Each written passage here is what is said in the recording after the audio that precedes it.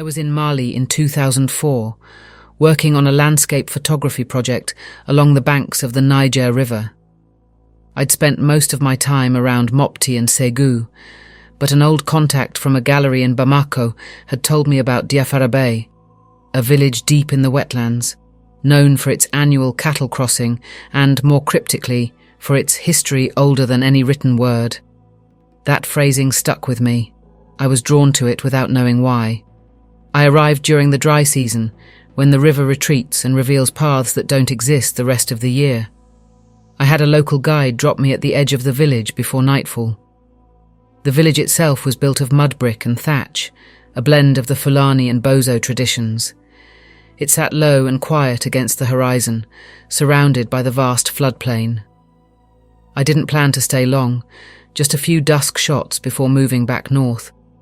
I set up my tripod near a patch of baobab trees not far from the river. The sun was already dipping low, painting the flat earth in blood-orange light. The air was heavy, humid even in the dry season, and utterly still. Not a single bird call. Just the soft groan of water shifting somewhere unseen. As I framed my first shot, I saw them. 3 figures. Women, I think. They were standing at the edge of the water, half shrouded in the reeds, unmoving. Their silhouettes were almost perfectly still, yet their long garments flickered as if caught in wind I couldn't feel. I hadn't heard them arrive. I hadn't seen them walk. They were simply there. I took a single photo before something in me told me to stop. Not caution, not superstition. Something deeper. A voice in the bones that said, "No." I stepped away from the camera. The women didn't look at me, not directly, but I had the unshakable sense that they were aware of me, entirely aware. And then, in near-perfect unison, they turned and walked into the water. Not alongside it, not around it, into it. The reeds didn't move. The river made no sound. I approached the bank, unsure what I had seen, unsure what I wanted to see, but there was nothing there. No ripples, no sign of them. Just mud and dark water, and a rising smell. Pungent, mineral-heavy, like rotting lilies. That's when I heard the bells. They were faint at first, like cowbells in the distance, but they didn't follow any rhythm. They were sporadic, chiming out of sync, from different directions. I turned slowly, trying to locate them, but they echoed strangely through the trees. I could feel the sound more than I could hear it, vibrating in my chest cavity, scraping across my teeth. I tried to take the camera off the tripod, but my hands wouldn't cooperate. My fingers tingled, went cold, then numb. The bells grew louder. Then something clicked behind me, like a latch opening or a door unbolting, and I froze. There are no doors in the open floodplain. I turned and saw nothing at first, just reeds and trees. Then I saw the arch. It hadn't been there before. A tall, narrow arch, maybe 2 meters high, made of woven branches and knotted grass, stood just beyond the waterline. It looked ancient, ritualistic, not built for function, but for intention, a gateway to something. Through it, I could see the air shimmer like heat over tarmac, though the temperature hadn't changed. Then came the whisper. Not a word, not a language, just a sound like wet leaves brushing against bone. It spilled from the arch and filled my ears. It didn't stop. It didn't lessen. I could feel it working into my head, burrowing like a parasite.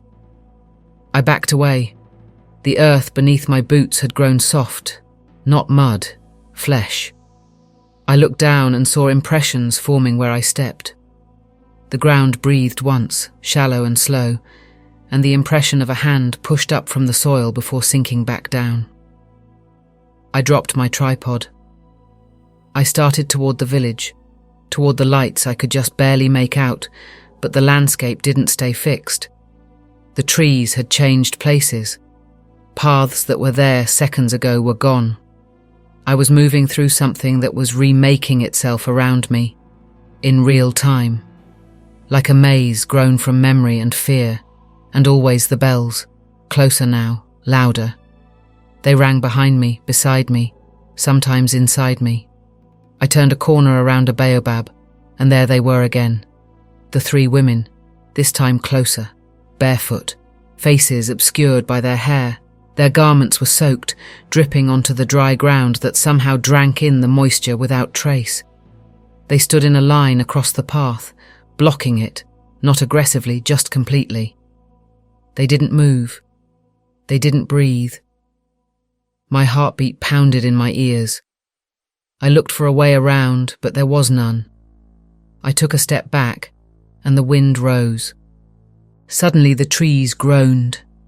The branches above me began to sway violently, as if some invisible storm had passed through, though nothing touched my skin. Dust lifted in a circular pattern around me. I saw feathers, black, glistening and impossibly large, falling from the canopy, even though there were no birds. The air thickened, and my lungs burned. I collapsed to one knee. The whisper became a chant, rhythmic now, pulsing like blood in the ears.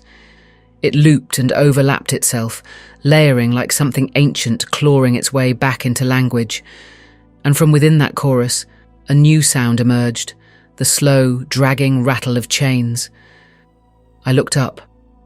Behind the women, a shape approached through the trees. It was tall, too tall, a column of fabric and bone and something else, something that bent light. Its face was hidden, or maybe absent. It carried no tools, no symbols, and yet I knew with absolute clarity that it was the reason the women had called me here. It was the center of this thing. I tried to move, to crawl backward, but the earth took me. My limbs sank into the ground like wet clay, held firm. The figure moved closer, and the pressure in the air increased. My ears popped. Blood ran from my nose. The whisper became thunder, and the thunder became silence. Then it touched me, not with a hand, with presence. It reached into me, not my body, but something deeper, a sensation like being unzipped from the inside. I felt memories unravel, thoughts twist. I saw flashes, unfamiliar rituals under moonless skies, fires that burned without light, a place beneath the earth where voices never stopped, and then it was gone. Everything stopped. The bells, the wind, the whisper. The women were gone. The figure had vanished. The arch, the sounds, the shifting ground, gone. I was on my back in the dirt, staring up at the stars, which had finally returned to the sky. I stood slowly. My camera was lying near me, undamaged. My boots were clean, though I remembered the mud. The trees no longer moved.